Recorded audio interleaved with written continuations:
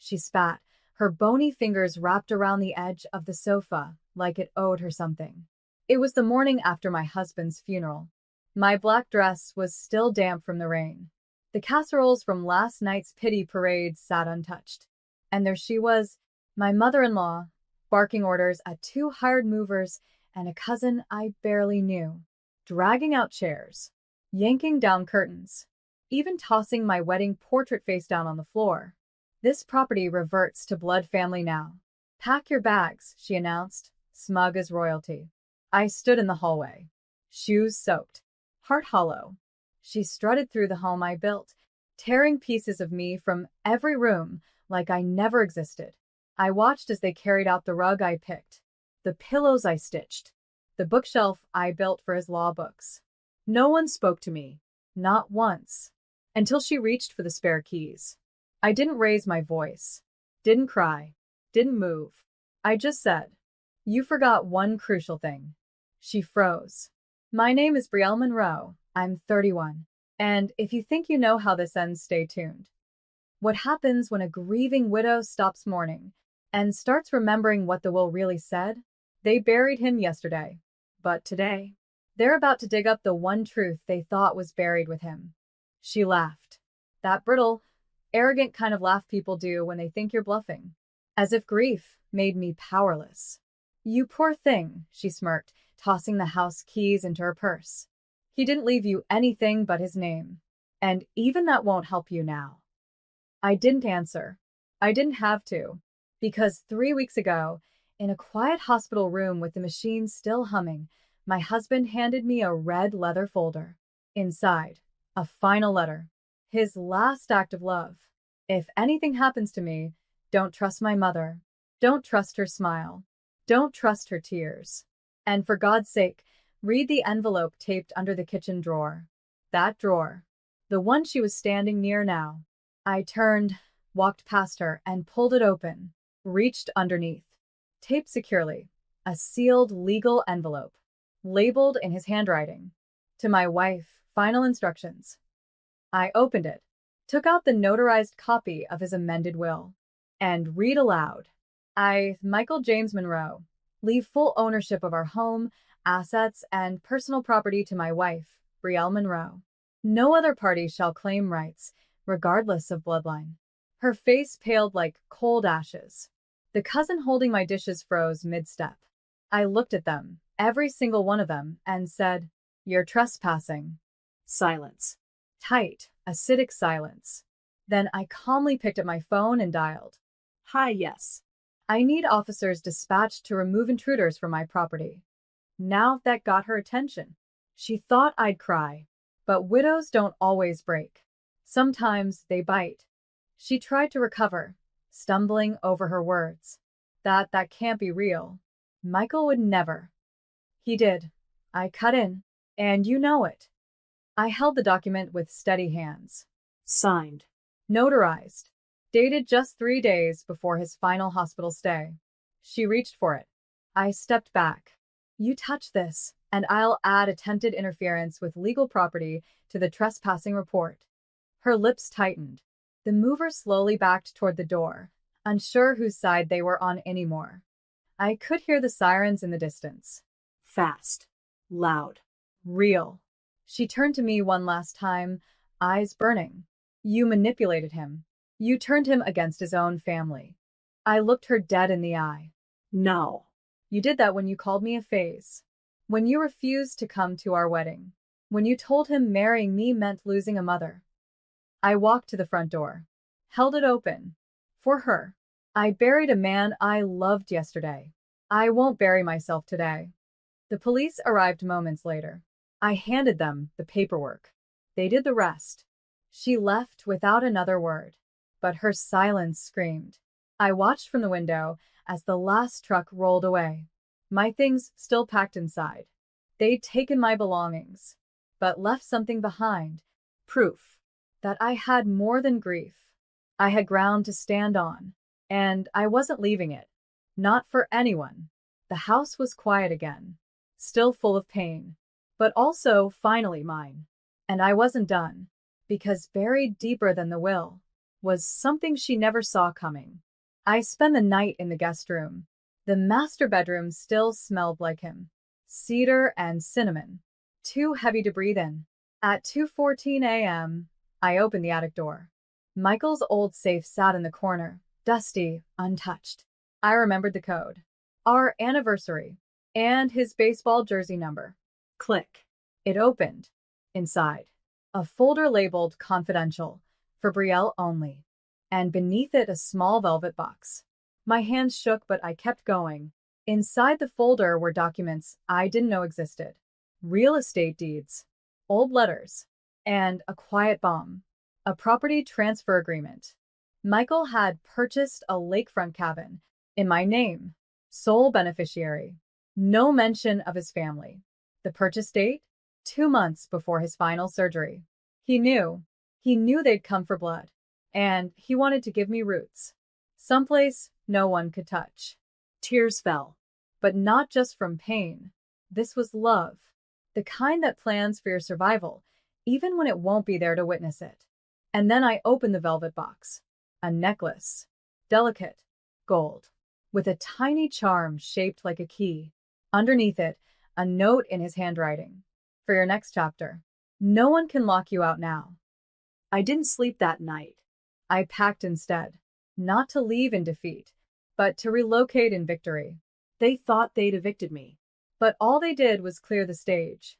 Now I had a cabin, a key, and a storm in my lungs. It was time to rebuild. On my terms. The lake house was quieter than I remembered. We'd only been there once, last fall. A short weekend away. No cell service. Just trees, wind, and the sound of Michael reading aloud on the porch. I unlocked the door with the charm from the necklace. It fit perfectly. Inside, everything was exactly how we left it. His flannel draped over the armchair. The 2 coffee mugs still drying near the sink. The stack of books he never finished. I stood in the center of the living room, letting it wash over me. Grief, yes. But also ownership. Not just of a property. Of a life. Of a version of myself that had always been made to feel temporary. Until now. I spent the next few days cleaning, restoring, reimagining. Then I made the final move.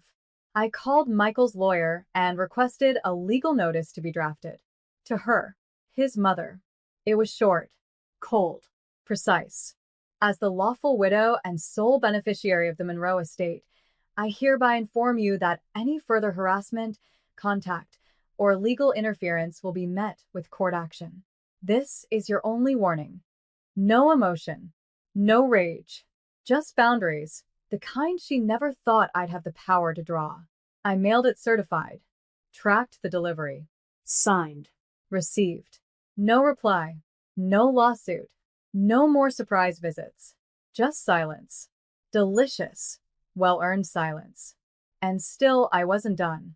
I opened a folder on my laptop labeled, The Monroe Files, because while she was busy erasing me, Michael had been quietly documenting everything about her. It was time to make sure the world saw her the way he did. Michael kept everything. Emails, voicemails, copies of bank transfers. He created a digital paper trail so meticulous, it looked like an attorney's prep file for court. At first, I didn't understand why. Why he documented conversations, saved screenshots, even kept audio files labeled with dates and times. But then I saw the folder titled, For Her Protection. Inside were recordings of her, screaming, threatening, manipulating. One clip from 2 years ago. If you marry her, I'll cut you off. Don't test me, Michael. You'll regret tying yourself to that leech. She'll drain you dry. Another from just 6 months before he died. I'm not saying Brielle's a gold digger, but don't be shocked when she sells the house the moment you flatline. He never told me. Never let it stain our days. But he knew. He knew she'd come for me the second he was gone. And so he did what good men do. He built a fortress out of truth. He left me armor stitched from evidence. I gathered it all, made backups, printed transcripts, and assembled a private dossier titled, When They Try Again. Because I knew her. She didn't lose. She waited. And the moment she sensed silence, she'd strike again. But this time, I wouldn't need to fight. I'd just press play. I didn't want revenge. I wanted her to stop rewriting history. And if she wouldn't do that willingly, I had the soundtrack to her downfall ready. She made her next move exactly 30 days later. An envelope arrived at the lake house. No return address. No stamp. Hand-delivered. Inside, a letterhead from her lawyer. Or rather, the one who still tolerated her. Our client, Diane Monroe, asserts that emotional distress, displacement, and lack of access to her deceased son's home warrants partial restitution of property or financial compensation. Should this not be settled amicably, legal proceedings will follow. No signature from her. Just a threat in cursive ink. I didn't flinch. I emailed my lawyer everything. Michael's recordings. The will. The timeline. My attorney replied the next day. Will respond formally. She doesn't have a case, but she might have an audience. Be ready for gossip. He was right. 3 days later, a cousin posted vague family drama on Facebook. She got everything. Some people forget who raised their husbands. Another. No one tagged me, but it was clear. She was trying to smear me, to make me look like the cold widow who hoarded wealth and locked out family. What she didn't know, I had been preparing my response. Not in court, not on social media, but in a single, private group email. I hit send. Subject: in defense of silence. Dear family, I never wanted a war, but I won't be buried quietly in someone else's story. Attached are documents, recordings, and the truth. Read it, or don't. But I won't explain myself again. No more secrets. No more staged martyrdom. I gave them the real script. Now it was their choice whether to keep clapping for a lie or sit with the truth. I never got a reply to that email, but I saw the ripple. The cousin's vague Facebook posts vanished. The whispers stopped. And Diane? She never filed that lawsuit. Silence can be louder than any fight when it's backed by truth. Weeks passed.